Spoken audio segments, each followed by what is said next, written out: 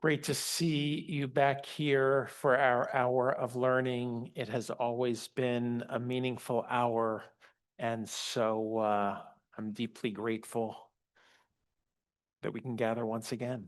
We've done some extraordinary learning over the years, from a 98-year-old liberator of a camp to guests from Poland and Germany to a Zoom presentation last year. And I know this year's program will also be deeply meaningful. So, Rabbi Sapphire, thank you for your leadership. Thank you. Thank you, Rabbi Sisselmine. We're so appreciative that you have chosen either to come back for the afternoon as we turn the corner on our day, or you've remained from this morning. I have a confession to make, which is that this is, in all of my 17 years at TVE, my first year running the Hour of Learning. So I'm grateful to Rabbi Sisselmine for this opportunity. For when this opportunity came forward, I could not turn it up. And hopefully you'll see why I'm so excited to have our guests with us here this afternoon. But before I introduce you, there are many members of our community who were with us last evening, whether in person or on Zoom, and were able to hear the sermon that I delivered. But there may be some of you who did not hear and perhaps are missing a little bit of context. So just a brief word. Last night I shared, and if you missed the sermon, sorry if you have some FOMO, but they'll all go out tomorrow for viewing. I spoke about the pain that we are feeling collectively as a Jewish people at this time, this collective sense of grief and trauma that we are carrying, perhaps along with individual traumas that we have suffered or experienced in our own life. And the question, of course, is what do we do with those feelings? It was in the spring. When did you publish your article, Dr. Miri? It was in May. Okay, so I'm not so far off. In the spring, our TVE mental health clinician, Tamar Foreman, and I came across this article that blew our mind, that were two brilliant clinicians applying the term traumatic invalidation to the way that we feel as a Jewish people. Tamar and I got a hold of the article, and I asked Tamar if she could hunt down Dr. Miri. Which took a little bit of time because it turns out this article went viral, I should say. So we were onto something. And it turns out that Dr. Miri Bar Halpern doesn't live in some far off place. She actually lives down Route 9 in Natick. And we were able to get a hold of her, and we thought we would love to bring her for a Shabbat workshop. Not only did she say yes, but when we got to talking, we realized that this would be an extraordinary topic to share at Yom Kippur. And also, she was available on Yom Kippur. Thank you. Thank you. And when we got to talking, Dr. Miri said, well, I actually have a few friends who are in town that I could bring with me. And once I heard about Arno and about Mubin, I am in awe of your stories and your strength and all that you will have to teach us, but it was a unanimous yes. So my heart is so full to welcome all of you. Arno already has a clock here because I told him we didn't have enough time probably for everyone to say everything that we want to share today. But I thought that I would ask our speakers a few questions, and we'll learn as much as we can. So our gratitude first. Let's start with some more formal introductions. If each of you would introduce yourselves, share a little bit more about your story, and perhaps what brings you today. Okay, let's make sure you each should have a mic. Let's make sure they work. Make sure we can hear you. Who's going first? Mubin? You kept looking at me, so I guess I gotta go first. Shalom Aleichem, Salaam Alaikum. One of the earliest things I learned how to recite was Shema Yisrael Adonai Eloheinu Adonai Echad. And I only do that because really, and Mary will tell you, I do come from the religious perspective. And so I have this habit of encouraging, especially the Abrahamics, the Jews and Christians, to be more observant of this pathway. Okay, so channeling the rabbi, I want to see you more present during shul and Shabbat and everything else. Okay, good. Um, yes, yes. And I'll get to it, I guess, later on, because really my angle, if you will, is that the Muslim personality called the Mahdi, the one who guides, that's his term, is actually who you call HaMashiach, because we believe that when he comes, he will be strengthened with the Ark of the Covenant. And I mean, that should just put an end to anything after that, right? So that's kind of my angle. And then I hope, and in this day and age of so much confusion and controversy and division, I keep saying that even though the prophets are brothers to one another, even if the followers behave like Abel and Cain. So there is hope at the end when the HaMashiach, the Mahdi, that's when we will actually get our act together. And it's unfortunate that it does require an act of divine intervention to do that, but let's help the process at least, right? So that's the way to be.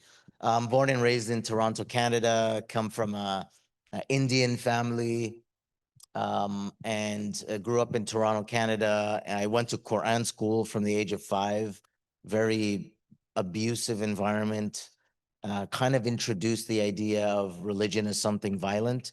When you're reading the Quran, and I always make this nuance, like Indians, they don't speak Arabic, right? So most Muslims are not Arabs, and they a lot of times don't even understand what they're saying.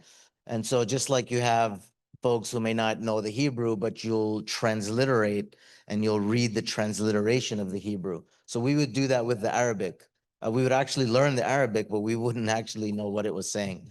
So I did that, 7 days a week, 2.5 hours a day. I went to public school in the daytime, and it laid the foundation for an identity crisis that would hit me later in my life. So like society's calling me one way, religion, culture, community is calling me another way. I got to high school, wasn't bullied, wasn't picked on, wasn't the victim of racism or whatever. We were the cool kids of school, too cool. I had a house party. I got caught by my uncle. It was horrible. My life came crashing down before my very eyes. I told myself the only way I'm going to salvage my reputation is to get religious. So in 1995, I'm going to try to show the photo. In 1995, I ended up going to India and Pakistan. And in Pakistan, I was sent to a city called Quetta, where it just so happened that the Taliban were staged up in that city. So I became enamored by them. I wanted to be like them. I don't know if some of you can see that, but yeah, that's the guy who shows up at the protests. Yeah, that's this guy. And so I kept that up. Really, it was the 9/11 attacks that made me reconsider what I was getting myself involved in. I then actually left the country and spent 2 years in Syria. This is in 2002, before the war, so it's not so crazy for people to go to Syria at that time. But I actually was introduced to the Sufi way. And the Sufi way, we learned, I went through a period of de-radicalization. I learned how and why my interpretations were wrong. And surprisingly, there was actually a lot of pro-Jewish stuff in there because I always use this example, Parents for Peace, where we do the one-on-one interventions with radicalized youth, and many of whom are anti-Semitic and have anti-Jewish ideas.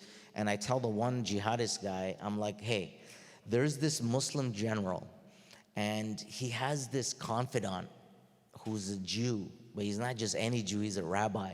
And he picked this rabbi over the Muslim guy. What do you think of this Muslim general? And 100% of the time they say, he's an infidel, he's a disbeliever because he's sitting with the disbelievers. I was like, that's interesting because I'm talking about Salah ad-Din and the rabbi is Maimonides.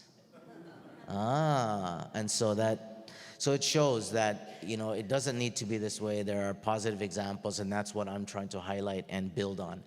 So basically, 2 years in Syria, I came back to Canada. I was actually, I guess I was a walk-in to the Canadian Security Intelligence Service. So I actually was recruited to be an undercover operative. I infiltrated a number of extremist and terrorist groups. We foiled a terrorist attack, basically. It would have been a significant attack in Canada. Yeah, it's hard for me to say, yeah, it was, but it was a pretty big deal. And then there was a court case. It lasted until 2010. That I got onto social media. By 2011, the war in Syria started. By 2012, the rise of ISIS was happening, and I was already running some fake accounts, and I'd infiltrated some of their networks. So the US government saw what I was doing, and they were like, hey, why don't you come over here and help us do this stuff? So from 2012 to 2020, I was just like eyebrow deep in anti-ISIS activities and all of that. And so this is where I found Parents for Peace, or Parents for Peace found me. Arno will tell you a little bit more. We met in 2011 at a summit against violent extremism. They brought 4 categories of people: former ultranationalists, former white supremacists, former Islamists, and urban street gang members, and comparing how people got into these movements, what kept them in the movement, and what got them out of the movement. So that's where I met Arno. But just to wrap up, that's basically my quick life story. It's been really an honor and blessing to have Mary with us as well, and just a really good team of people who are really genuine and authentic about trying to do something, right? A lot of people talk. I frequently get triggered by the academics. I'm known for this, but there's a lot of talk. We would like to talk about action. What do we do from now? And then I know there are some questions about, like, it just seems like almost insurmountable sometimes. It just seems like you're just losing hope all the time. What can we do to regain that hope? So hopefully we can talk more about that as the conversation goes on. Thank you. Thank you, Mubin. So Arno, go ahead and tell your story. Hi, everyone. My name is Arno Michaelis. I am an exit peer specialist at Parents for Peace, the organization Mubin mentioned, and where he and Dr. Miri and myself all work. Our mission at Parents for Peace is to coach families with a radicalized loved one regarding ways to create an environment that's most conducive to lead that person to a better place. And the reason I work as an exit peer specialist is because I am a former white nationalist. One of the distinctive things about Parents for Peace is that we approach hate as an addiction. And as an alcoholic myself, and as someone who was born genetically predisposed to addiction, looking back at my life, I can see that when I spent 7 years as a neo-Nazi skinhead, white nationalist, I was as addicted to hate as I was addicted to alcohol. And treating hate as an addiction means that it's possible to recover. It's possible to get clean from hate. And that's the objective we have when we're working with our cases. We not only coach families, we also coach the individuals of concern who are under the influence of any sort of violent extremist ideology. This is another distinctive thing about Parents for Peace, in that we address every violent extremist ideology that comes across to us. So that means Islamists, it means white nationalists, it means Antifa. And the common thread of all these violent extremist ideologies is anti-Semitism. As a person who is dedicated to combating violent extremism, and to give you a little timeline, I was involved in hate groups from 1987 till 1994, from the time I was 16 until I was 23.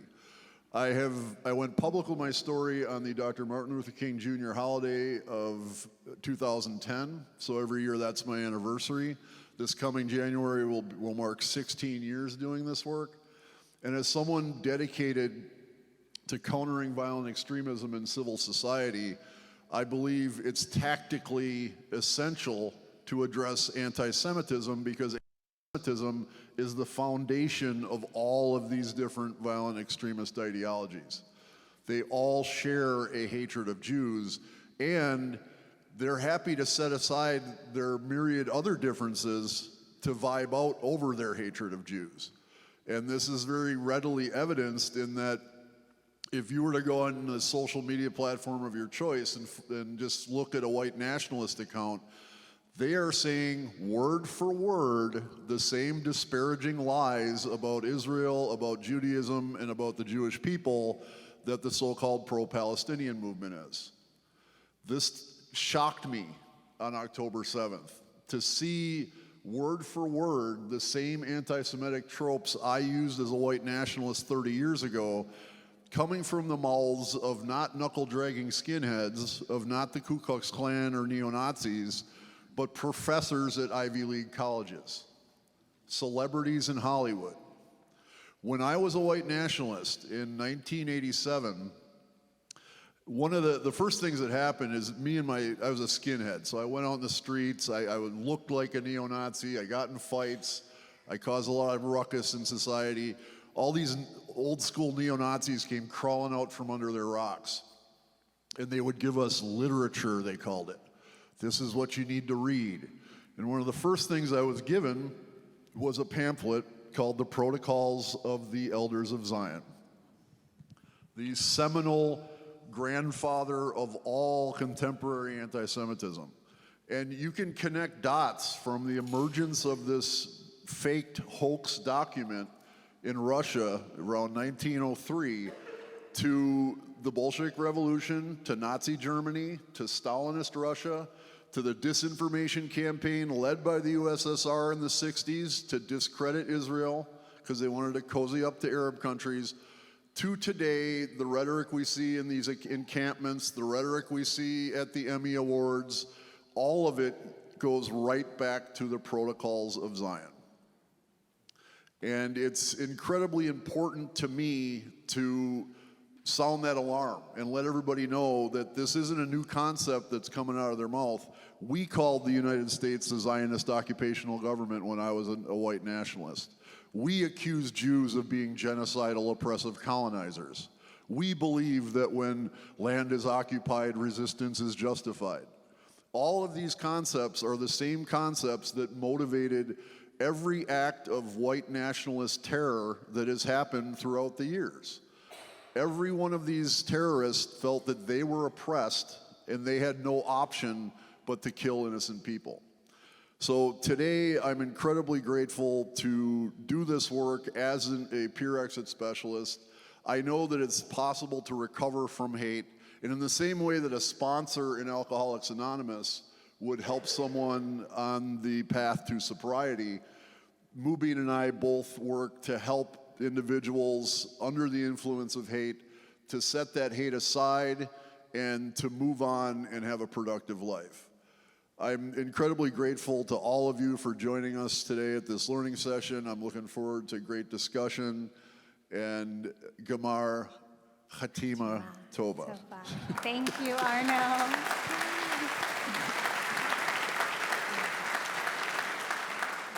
So Miri, if you would take a few moments to introduce yourself and tell your story briefly as well. I mean, my story is completely boring compared to these two. Tell us where you're from. I'm kidding, yes. Okay. So my name is Miri Bar Halprin. I'm an immigrant from Israel. I moved here in 2008. I grew up during the Second Intifada, and only when I moved here, I actually realized that my normal is actually abnormal, that most people do not have a safe room or do not have a shelter in their backyard. Fast forward, I got my doctorate here, met my husband who lost his father in 9/11, and really realized that I want to dedicate my life to understand trauma and help victims of trauma. So I did a deep dive. I worked in a lot of different levels of care. Specifically, I'm an author of a children's book for kids who were exposed to terrorism and war. And that was my life. Before October 7th, I was a director of intensive outpatient program here. I worked at McLean for years. I treated victims of trauma. October 7th happened, and everything changed for me. It was a complete identity crisis. My family is in Israel. My whole family is there. And while October 7th was a traumatizing moment, October 8th was a shocking moment for me. As someone who is in the trauma world, that all of my colleagues are trauma experts, I was shocked to find out that 2 people called me to see if I'm okay, if my family is okay. So out of my own fear, and we're going to talk about post-traumatic growth, but I'm a doer. I almost lost my kids for medical complication, and when they were in the hospital, what I did was doing. I helped other parents who go through a similar situation. So I knew my coping skill. So on October 7th, I actually wrote a post in the Israeli Facebook group saying, it wasn't my smartest ideas, but okay. I said, this is my cell phone number. I'm a trauma expert. If anybody needs support, call me. Yeah. I got flooded with phone calls, and I was very lucky to have a good network of people and very quickly mobilized a team of Israeli providers. And for over a year, we gave free support for the Israeli community and then to the Jewish community. And it went from webinars, seminars, one-on-one, groups. If there was a need, we were there. Immigrants from Israel, displaced families started to come here. We were sitting in schools to welcome them and to support them. And I started hearing those stories that sounded very familiar to the stories of my regular trauma patients, that people don't believe them, that they're denying their trauma, that other people are telling them, well, what about? Or telling them, it's not that bad, actually, or you're just imagining things. And there's a term for that, and I started collecting those stories, and that's how the article came about traumatic invalidation. So I did not coin the idea of traumatic invalidation. It's by Dr. Melanie Harney and Marsha Linehan, amazing psychologists in the field. I was just the first person to apply it to the Jewish community and to prove that we meet all 9 criteria of traumatic invalidation. And when that happens on a systematic level, it can actually create an existential crisis. So I'm not going to ask you to put your hands up in the air, but I would assume that the most people in this room have felt that feeling of, am I going crazy? What is happening right now? Is it all in my head? Is this person used to be my friend? Are they now against me? Is their silence actually because they thinking something different about me? Will they hide me if something happened? And I kept hearing it again and again. So it took a year, but we were finally able to publish this article because I wanted it to be in a peer-reviewed academic journal because I knew it's going to be invalidated because I'm Jewish and I'm Israeli, so I'm doomed. So after it was published, and what I'm very proud of in this article, and I always say I don't think it went viral because I'm this amazing writer. I think it went viral because it gave people the language. And once you name something, you can start healing from it as well. So fast forward, Parents for Peace heard me in one of my talks, and Miriam, who is the head of Parents for Peace, said, you don't need to fight alone, come join us. And I never heard about Parents for Peace before. This is a whole new world for me. So I went from intervention for people who are victims of crime to help the perpetrators of the same hate crimes. And I quit my job as of June of last year. And basically all I do now is advocacy and public speaking and help people out of the hate cycle. Because like Arno was saying, and I'm very passionate about it because I did not know that. I didn't have this knowledge that anti-Semitism is this connective tissue across all ideologies. I didn't grow up here. I didn't grow up with anti-Semitism. Those are the stories I heard from my grandparents. I'm a third-generation Holocaust survivor. I didn't imagine that I'm going to go through the same things that my grandparents were going through back then when they were going through the Holocaust. So people ask me, why do I do what I do? I do it because of my grandparents, and I do it for my children. I don't see any other way. So that's why I have those people around me to give me hope, and I'm very grateful for them and for Parents for Peace. Amen. So thank you, each of you, for sharing your stories. So you've clearly put out there the pain that we are feeling in the world. I'm sure you hear more directly about it through your work. Can you begin to tell us, and maybe we'll start with Dr. Miri this time, how it is that we begin to deal with this pain, and perhaps what are the first steps for us to be that doer that you are teaching us to be? So the first thing is, like I said, is you need to name it. If we don't know what we're going through, we're not going to be able to heal from it. And the healing is one step at a time. I'm still healing. And healing can look at different ways, and it's not a linear road. It can go back and forth. I mean, I woke up today after hearing the news about Manchester, just completely deflated and not hopeful. But then I remembered I'm coming here and I have my upstanders with me, and that gives me hope again. So like I said, first thing is healing, is to identify what's been happening to you and understand the symptoms that come with it. And that's going to look different for each one of you. For some people, it's the hypervigilant. For other people, it's kind of like that feeling of burnout. A lot of people said that they feel that dissonance between identities if they work in non-Jewish places where they need to put a mask on when they go to work, when they're with friends, because they don't think that they're going to understand them. Knowledge is power. So understanding what you're going through is the first part of healing. And then figure out what are your values. What is important to you? Because agency is the best antidote for trauma. Doing anything. It can be, I'm not going to protest. I'm not a protest person. I learned the hard way that it's not for me. But it might be reaching out to someone. It might be tzedakah. It might be something under tikkun olam. It might be having an event and bringing people together. Communities is really important. Being together in a place where you can feel seen with all your intersectionality of identity, showing up and not feeling scared, that sense of belonging, that's a huge part of healing as well. So all of that are different part of the puzzle. And then who you are as an individual is also part of the healing, right? Because for some people, it might be music or art or going outside, going outdoors, doing things, but doing it in a mindful way. Being able to say, I am choosing to do something is really important, because trauma is a loss of top-down, literally from the brain. The part of the brain that is in charge of control and executive functioning and problem solving and just kind of like being a functional person in the world, even direct communication. When we're under trauma or acute stress, that part just shuts down, because the part of the brain that's about emotion is taking over, the fight, flight, freeze response. But if you're doing something mindfully, if you're saying, choosing, and it can be, I'm choosing to get out of bed, I'm choosing to come to temple today, I'm choosing to go for a walk. If you're saying it in a mindful way, you're making a choice to take the control back, and that is very grounding. And when you're doing it based on your values, it's extra brownie points. We call those mitzvah points, especially. Mitzvah points, sorry, Yes. extra mitzvah points.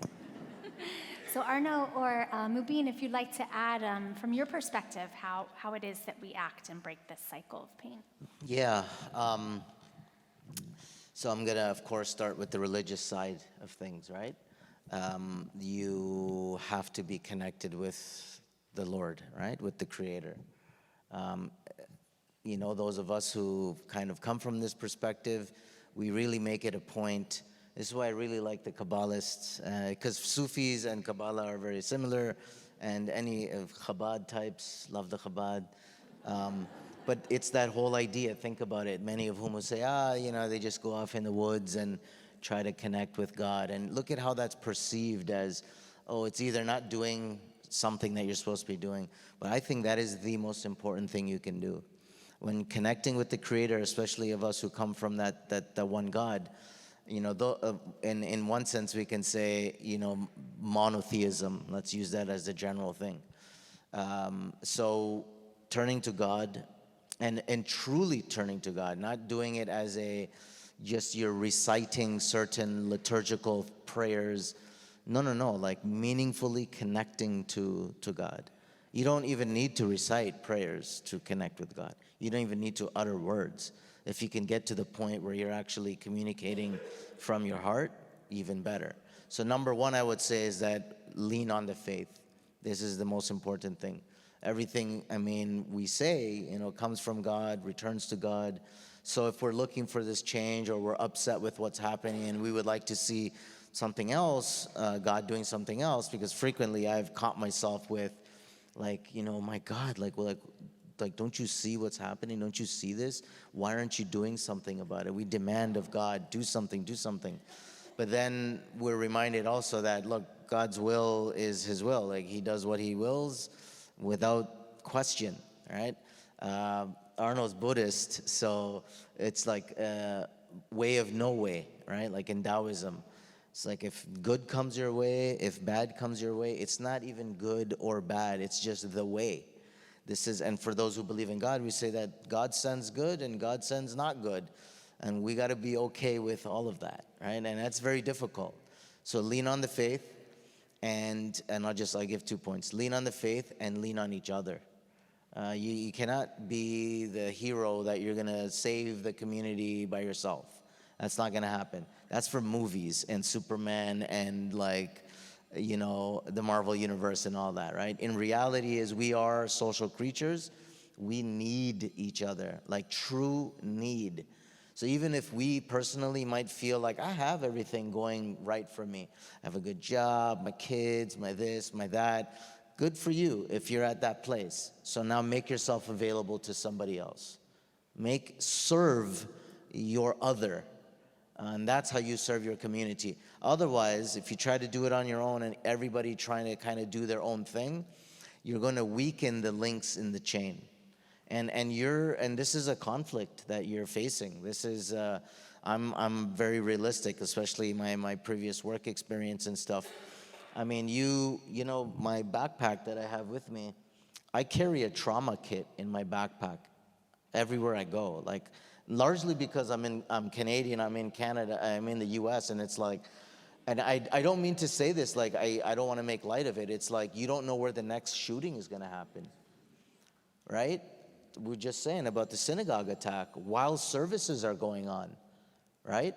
So expect that there are very malevolent, evil people out there. They don't care if you're elderly or disabled or a child, or like as we saw in the October 7 attacks.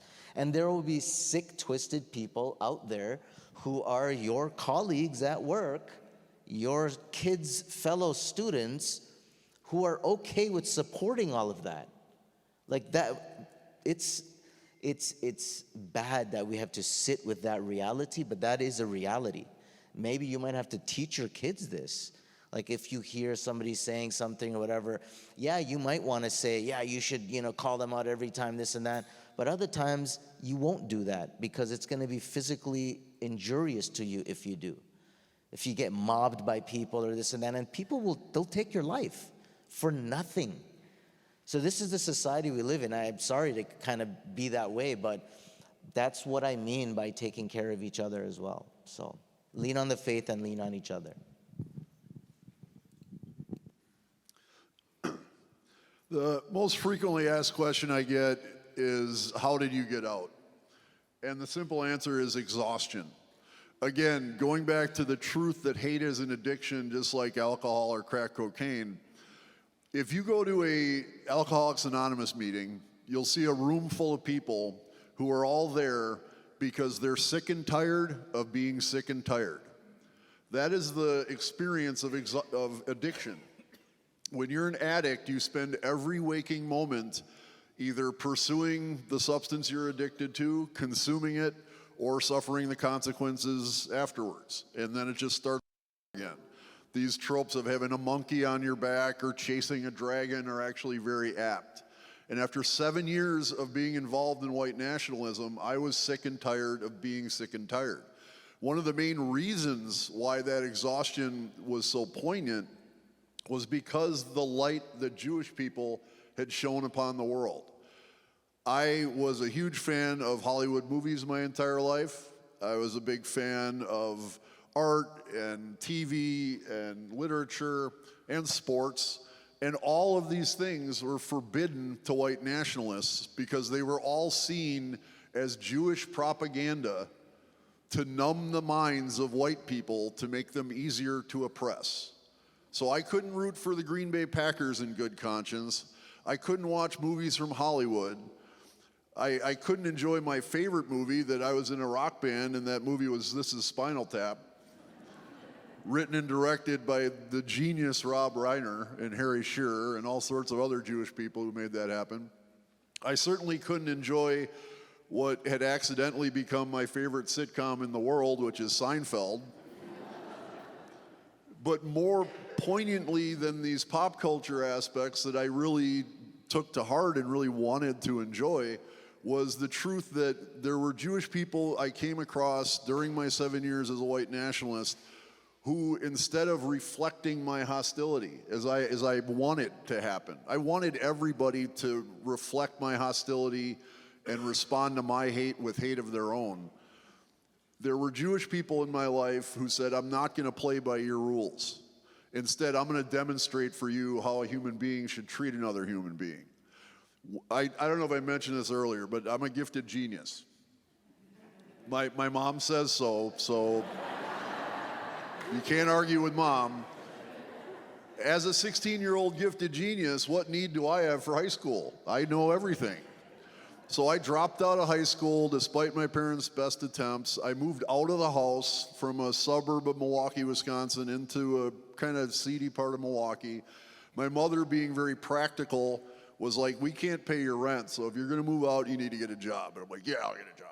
She's like, you won't get a job on your own as a 16-year-old, so I'm gonna talk to my high school friend, Jack Cooper, who has a business printing t-shirts, and ask him to give you a job. He did give me a job, and so at age 16, I was printing t-shirts 40 hours a week, third shift, and in the beginning honeymoon phase of my neo-Nazi skinhead time of my life. So I'm showing up to Jack's business with swastika tattoos and swastikas on my jacket and a shaved head, typically covered with scars and stitches, and being vocally racist and anti-Semitic to all my coworkers. This got back to my mother, who called Jack up in tears, humiliated, saying, Jack, I understand if you fire my son. I'd fire him if I were you. I wouldn't put up with that. And rather than fire me, Jack said, he's a good kid. He's just going through a phase. And not only did he allow me to keep my job, but he hired my skinhead buddies to sell the t-shirts that I was printing. So me and my guys actually had a means to support ourselves thanks to the good graces of a Jewish man. And then we'd go back to our band and write songs about how the Jews take all our money to give to lazy black people who don't want to work. This hypocrisy wore upon me and really drove that exhaustion. I left hate groups in 1994. I went on a rave bender, being a man of polar opposites. Public with my story in 2010, as I mentioned. And really from about 95 until October 7, 2023, I really led a hate-free existence. The first book I wrote was called My Life After Hate. And I'm like, yay, you don't have to have hate in your life, and everything's great, and we can all get along, and there's hope and optimism. We're all a big human family. And then October 7th happened. And I was utterly destroyed by the fact that I had went to stand with the victims of all of these horrible hate mass casualty events from the August 5th, 2012 Sikh temple shooting in Milwaukee, Wisconsin, to the shooting at Emmanuel AME in South Carolina, to the shooting in Squirrel Hill, Pittsburgh, at the shoal there. And every time the whole world came together behind these people who were attacked. And October 7th, not only did the whole world not come together, half the world blamed the people who were attacked. And after October 7th, I found myself in a very uncomfortable position of relapse. I felt hate again. I hated Hamas. I hate the regime that hijacked Iran, that sponsors all this terror.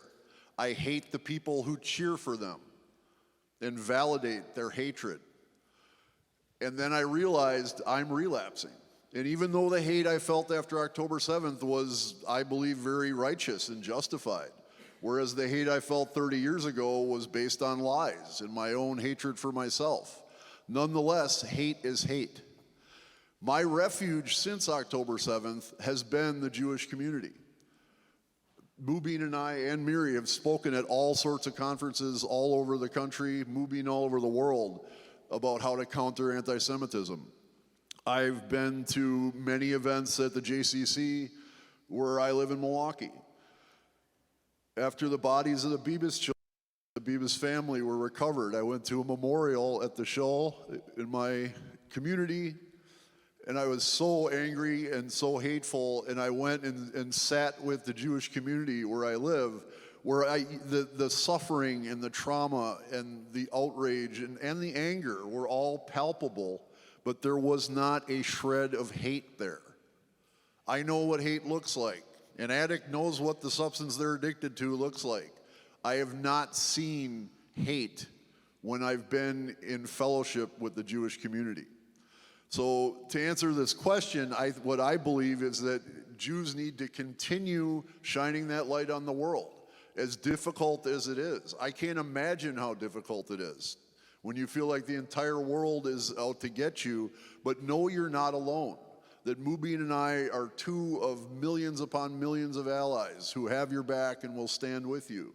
And the world needs the light that Judaism shines now more than ever. So please continue to shine that light. Find fellowship with each other, with your many, many allies out in civil society. And I firmly believe that we can not only get through this dark time, but emerge to a better one down the road.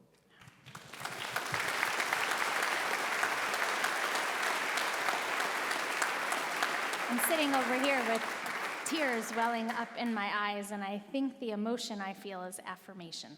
And it feels really beautiful to hear your words and your teaching so far. I'm going to ask one more question. All of you have alluded to it. We were going to leave time for questions from all of us today. There are so many of us, but let me, before I ask my last question, spoiler alert, Dr. Miri will return to our community on Friday evening, December 12th. We've confirmed the date.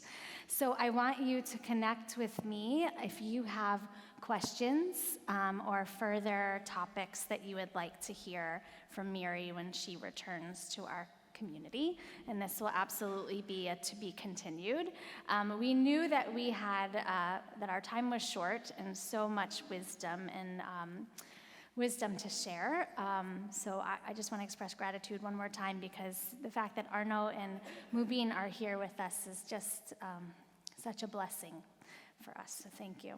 I want to ask one more question, which is that we all are encountering people in our lives, as you have mentioned, at work, on our college campuses, perhaps even people within our own family who are stirring up those feelings that you started to mention, Arno. And I'm curious what we can do in relationship with these folks who are in our lives, who might be not holding the same values that we hold. So let's conclude with that question. You guys have your clock there. It's 3 o'clock. Let's take like 5 minutes total. Okay? I know it's not a lot. I'll be as quick as I can. Very simple truth, simple tool that I use on a daily basis, and that is that hurt people hurt people. Now, fortunately for humanity, not all hurt people, because I'm a Buddhist, as Mubin mentioned, and Buddhism 101 is if you live, you suffer. And the whole faith is about how to manage that and how to suffer less. But when people don't have a healthy way to process their trauma and process their suffering, they have a tendency to pass it on to other people. So when we encounter people who are hateful, who are toxic, who are offensive, who hurt our hearts with what they say and what they do, when we remind ourselves that hurt people, it positions us to respond to their aggression with compassion, which first and foremost means they're not controlling us. We have agency, as Dr. Miri points out. And second of all, I know from experience that compassion is a very powerful way to extinguish and transform aggression, whereas if we meet aggression with aggression, it's like a law of physics, all you're going to get is more aggression.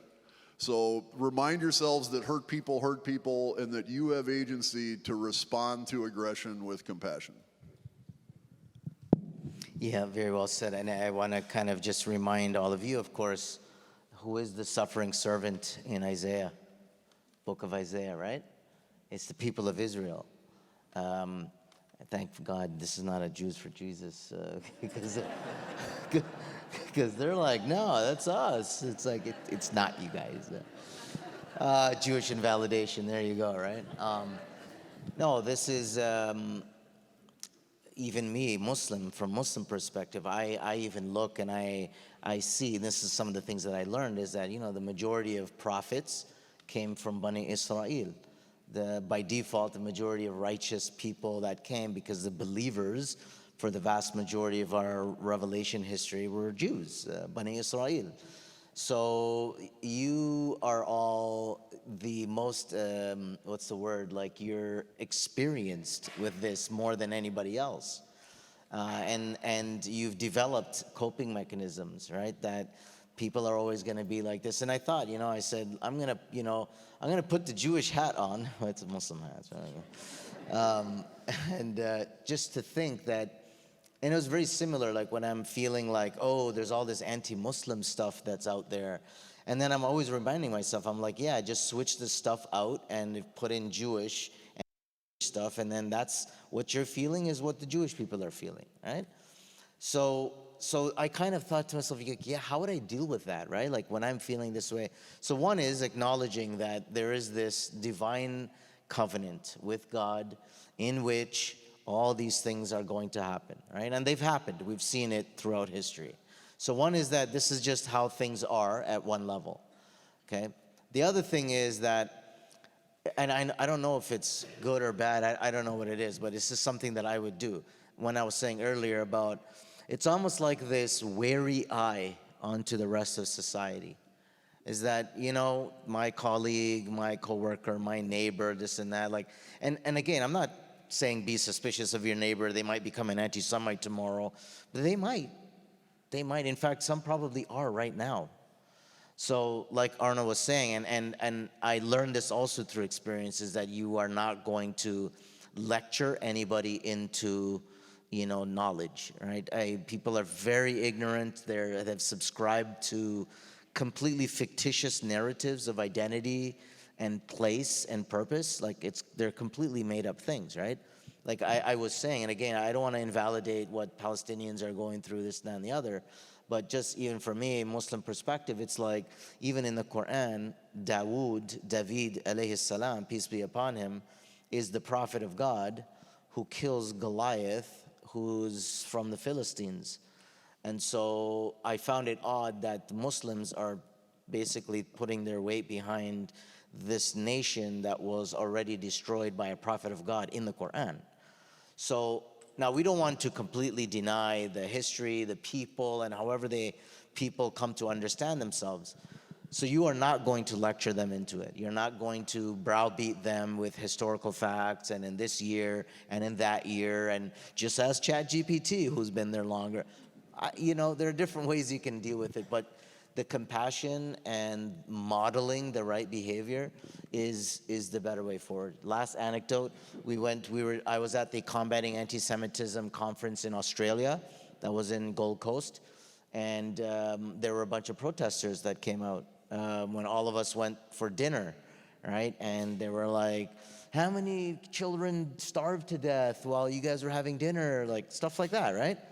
A rabbi who was with us actually says, he goes, yeah, I'm going to come out with you, Chabad rabbi, of course, right?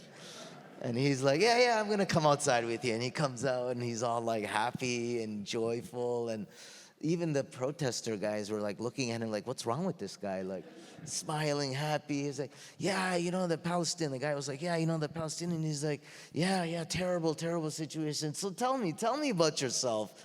Just the way that he segued out of that, I was just like, this is a pro at work, So that is the better way to be, I think, when you're dealing with these kinds of people. I used to say that we're like a walking joke. You have a former neo-Nazi, a former jihadist, and an Israeli walking into a bar. But now I'm also thinking we have a religious Buddhist and a Jew, a scientist, in a stage together. So I'm going to put it all together for us. We have the faith, leaning in with faith, and finding a grain of truth in the other person, seeing their perspective. Validation is not about agreement. Validation is about being able to see the other person's perspective and to see a person as a person, human as a human and not as problem. Listening to the other person so you can understand them and not so you can respond. And leaning in with compassion. Compassion is work. It's very similar to Arno. I've lost my compassion after October 7th. And compassion was such a high value of mine. I'm a trauma psychologist. I need to have compassion. And I found myself struggling with it.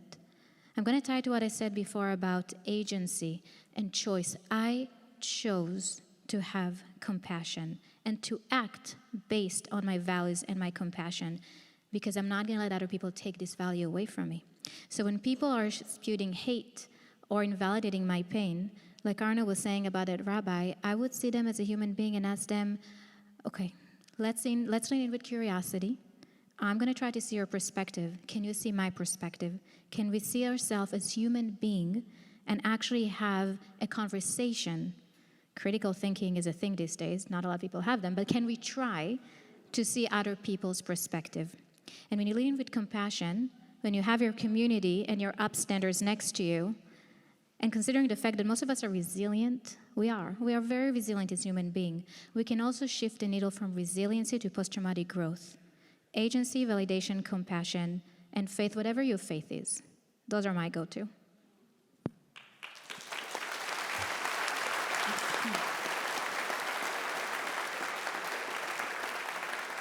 So I'm going to stay on time, and no, I don't know if we have time to sing. You can feel free to sing while I'm wrapping up, but I'm going to try to short. I just want to point out, I guess I'm going to get brownie points for saying this, Dr. Miri, but this was Points. mitzvah points. This was an absolute example of teshuvah, what you just mentioned. So on Yom Kippur Day, there is no greater example for us than to look inward, we can look forward to. But today, to look inward and to ask ourselves, what are our values? In what way do we want to lead this year? And how do we want ourselves forward? And that is the answer in bringing forth what we want to see from ourselves and also, God willing, from other human beings as well. So with that, we are at time. But Friday, December 12th, Dr. Miri is going to return for Shabbat. We'll welcome you. We'll be a little bit smaller over here in our regular sanctuary, more intimate evening, a workshop to be able to learn together. But let's take one more opportunity. Thank you for coming from Toronto, Mubin. Thank you for joining us from Milwaukee.